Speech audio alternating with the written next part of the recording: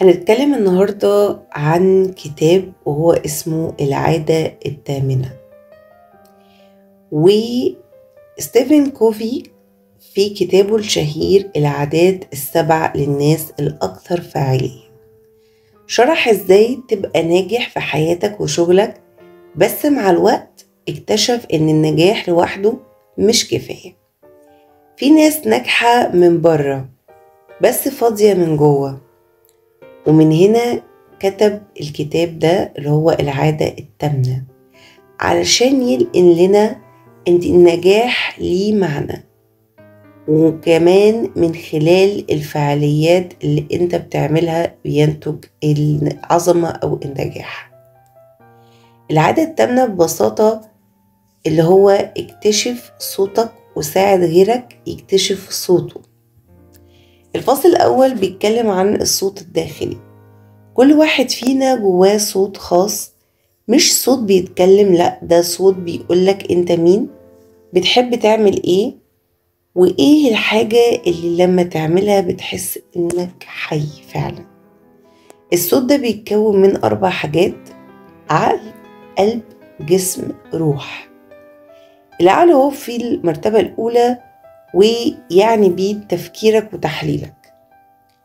القلب مشاعرك وشغفك، الجسم طاقتك ونشاطك، والروح ضميرك وقيمك.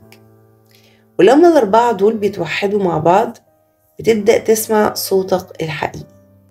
الفصل التاني بيتكلم عن المعاناة في الشغل والحياة.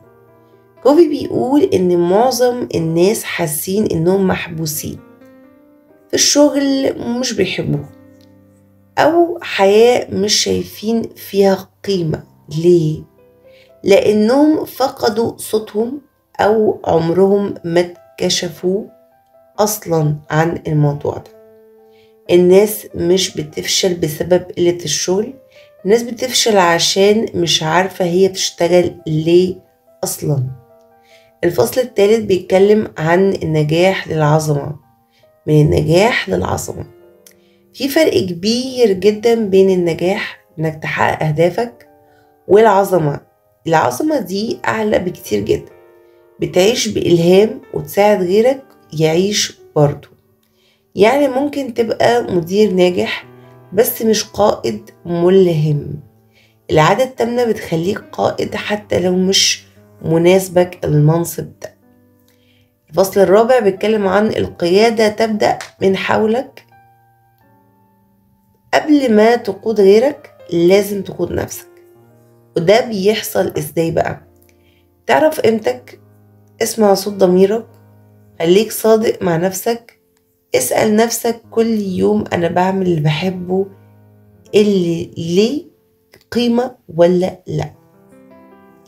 القيمة الحقيقية بتساوي تأثير من غير سلطة. طيب الفصل الخامس بيتكلم عن ساعد غيرك يكتشف صوته. الناس مش محتاجة حد يقول لها تعمل ايه، الناس محتاجة حد يؤمن بيها. المدير الشاطر هو اللي بيسمع اكتر ما بيتكلم، بيدي فرصة، بيزرع ثقة في اللي قدامه، وكمان بيعامل كل شخص على انه عنده صوت يستاهل يتسمع. وده مش بس في الشغل، ده في البيت كمان. الفصل السادس بيتكلم عن الشغل اللي ليه معنى. كوفي بيقول الناس مش بتزهق من الشغل، بتزهق من الشغل اللي ما فيهوش معنى. كلنا محتاجين نحس اننا بنسيب بصمتنا في الدنيا، والمعنى بيجي لما نشتغل بشغف، بنساعد، بنبدع، بنحترم نفسنا. الفصل السابع استراتيجيات عملية. خد وقتك تسمع نفسك كل يوم 10 دقايق ساكت من غير موبايلك ولا دوشة. اكتب رسالة شخصية أنا موجود علشان ايه، وكمل طبعا الهدف بتاعك. اسأل الناس عن نقاط قوتهم.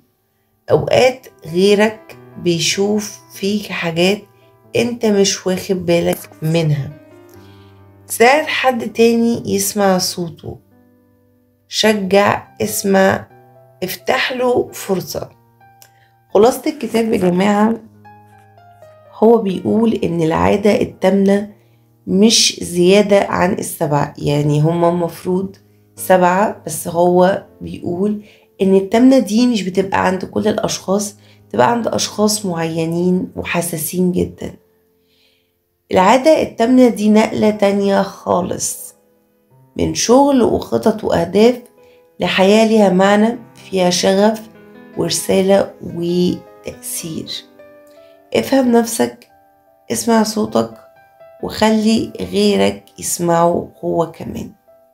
وهنا مش يقصد انه يسمع صوتك، لا، خلي غيرك يسمعه، يعني تساعد غيرك وكمان غيرك يسمع صوتك. النجاح هيبقى نتيجة جانبية مش الهدف الأساسي. يعني مش معنى ان انت ماشي في حاجة بس ما نجحتش فيها قوي قوي قوي ده معناها ان انت فاشل. بتفضل ماشي في الخطوات لحد ما توصل لمنطقة النجاح، وبعد كده منطقة العظمة اللي هو سماها هنا بالعادة التامنة. والمنطقة العظمة دي اللي انت فيها بتكون مرتاح، عرفت انت عايش ليه، عرفت انت مخلوق ليه، عرفت انت عايز ايه من الدنيا. وهو هنا اهتم بالشغل لان هو الشغل مصدر، المفروض هو مصدر السعادة ومصدر ادخال المال.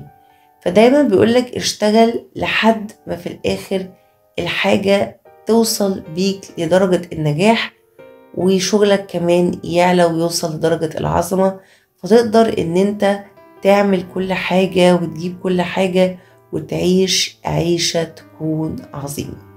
ده كان ملخص الكتاب بشكل مبسط، ما حبيتش ان انا اطول فيه ونتكلم فيه كتير.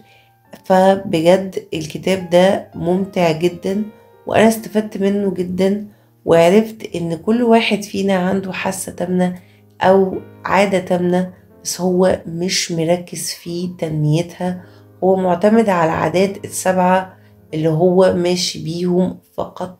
مش بيحاول ان هو ينجح، مش بيحاول ان هو يتفوق، مش بيحاول ان هو يكون مختلف، لكن بيقعد يطلب بس انا امتى هكون كذا، انا امتى هكون افضل، انا امتى هكون اغنى، انا امتى، من غير ما بيتحرك.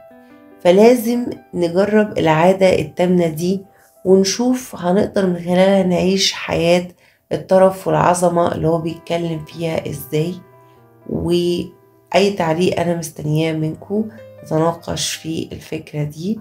منسوش لايك وتشتركوا في القناة، وياريت كمان لو تساعدونا ان احنا نبعت كتير جدا، شير كتير جدا للينك القناة لكل الناس اللي بتهتم بقراءة الكتب. وانتظار تعليقاتكم. مع السلامة.